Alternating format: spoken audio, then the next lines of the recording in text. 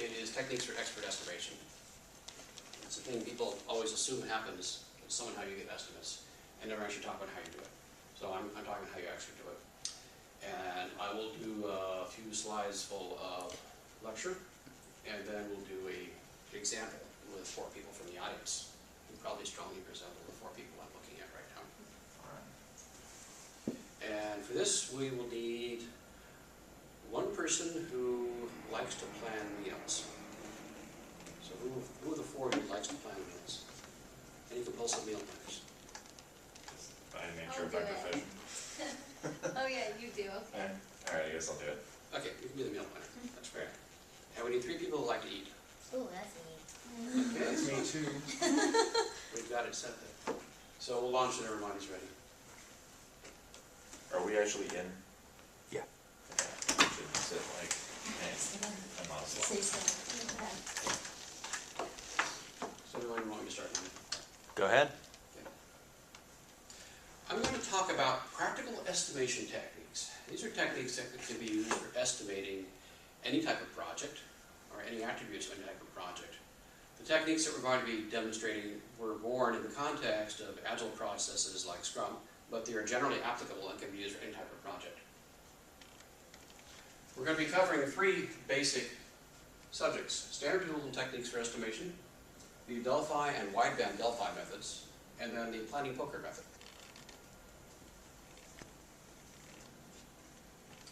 All techniques for estimation rely upon history, past experience, the fact that someone has done something like this before, even if only loosely so. In addition to that, we divide the different categories of estimation techniques or tools into these 3 bins: expert judgment, analogous estimating, and parametric estimating. Let's talk about those for a bit. Expert judgment. With the technique of expert judgment, experts produce estimates based on their knowledge and history of past projects. Very straightforward concept. So take the example of building a treehouse. If your child comes to you and says, "Dad," or possibly Mom, "how long will it take you to build a treehouse?" And maybe that you've built some in the past. And you might say, "I built 3, and it took between 3 and 6 days, so probably about 4 days." So you have some experience building tree houses. You might be the world's biggest expert, but you have done it to some extent. And you can draw on that and come up with a rough idea of how long it's going to take you to build a tree house. There are pros and cons for this approach to estimation, as there is for everything else. On the pro side, it's very general. It can be used for anything. We can estimate anything that can be described quantitatively, whether it be time, expense, volume of materials, miles of road, or anything else. And this technique can be used to estimate any of these things. That's the good point. It's a very general approach. The cons are that, as described, it's very fuzzy and unstructured. There was no real structure to that estimate we tossed out. There was no techniques or algorithms or reasoning behind it. It was just, "Hey, I've done something vaguely related to the past, and I think it'll take about this long to do it." So as a practical guide for how to estimate, that's not so great, because it is rather fuzzy and unstructured approach. Next is analogous estimation.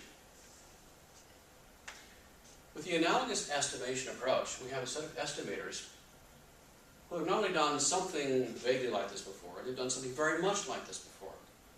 They can identify very specific analogs in their past projects to what they're being asked to estimate now.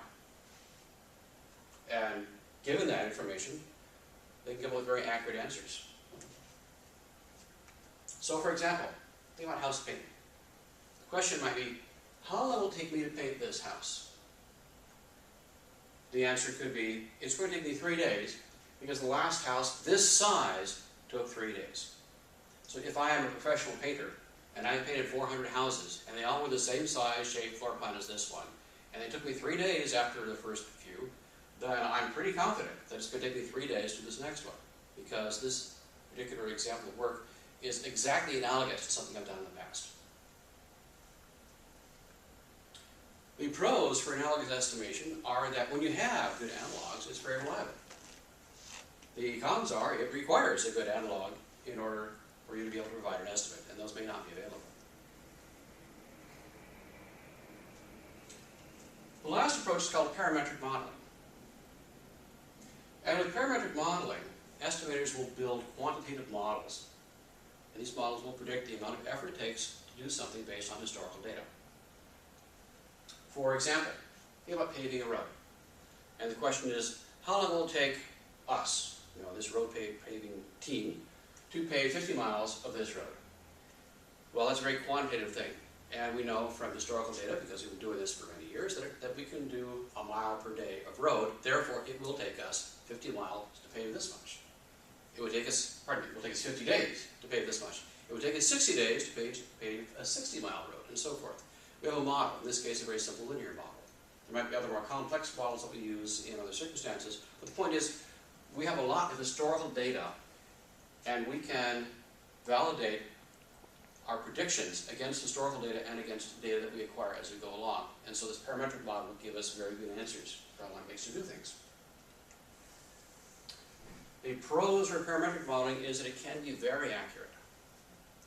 The cons are, it requires that you have some sort of quantitative inputs and some historical data on which you're going to base your estimation. And you'll be able to construct a model that accurately predicts what you've done in the past and therefore what you'll have done in the future. Unfortunately, there are many types of projects for which parametric modeling simply doesn't apply, because there's no way to make past data quantitative in a fashion that allows you to build a model around it and then provide predictions. Software development, for example, is a good example. We generally cannot build a model for software development because there are no quantitative inputs. Any unique project hasn't been done before. We haven't done it before. There is no historical data for this type of project. Therefore, any model we build, if we can build one at all, is not going to be very well founded in data. So parametric modeling is really nice to use when you have the opportunity to use it. Unfortunately, that isn't nearly as often as we'd like. So there we have it. 3 different categories, all which have their pros and cons. Now, another thing to think of when we are performing estimation is not simply how do we do it, but what are the constraints and trade-offs around doing estimation at all. One thing that is seldom said but is quite true is that estimation is time-consuming. Every hour you spend trying to estimate something is an hour you're not spending doing something. To take an extreme example, you could spend 10 hours trying to estimate precisely a piece of work that take you an hour to do. That's totally not a good investment of time. You're better off spending 2 or 3 minutes thinking, yeah, it'll take between an hour or 2, and then going off and doing it, and being wrong by a factor of 2, than nailing it down precisely, but taking 5 times or 10 times as long as it would have taken just to do the work. So there's a limit to how much time you want to spend on estimation. One of the reasons is what I just described, which is the fact that it takes time. There's cost doing estimation. The other is that more time doesn't necessarily give you more accuracy. So if you have an uncertainty of factor of 3, when you have your first, most crudest, off-the-cuff estimates, spending more time working on it isn't necessarily going to produce better results forever. What you tend to discover is that you get better for a bit, and you start thinking of all sorts of weird corner cases, and things that used to be clear in your mind become fuzzy now, and the uncertainty grows, not because the problem has changed, but because you get so deep into the trade-offs and pros and cons that you lose sight of the practicalities. So more effort does not always yield better results. And trying to get really good results can lead you into a situation of analysis paralysis, where you get so caught up in trying to get things perfect that you never actually get anything done. So for these reasons, it's a good idea to estimate as much as you need to and then stop and move on. Most often, we don't get highly precise estimates, and what we want are reasonable estimates that are good enough for this